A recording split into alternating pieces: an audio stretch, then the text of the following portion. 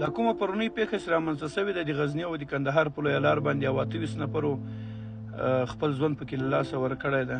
رب العالمین خو د دوی ته خدای پاک هغه دنیا رنګینه کړي، رب العالمین خو دې مغفرت پرې وکړي او کورنیو ته یې صبر جمیل. خو زه سوال دا کوم چې دغه ډریوران ولې دومره بې احتیاطي کوي؟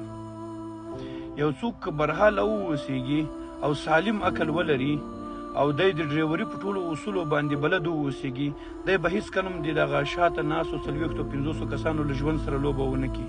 تاسې په الله یقین وکړئ دا رقم یې زغلی لکه په نړیوال جام کې د موټر ځغاستې کوم مسابقه وي او دی بچی شاته تېر پاته کېږي. مربوطه ارګانونه باید په دې هکله باندې ډېر یو جدي اقدام واخلي.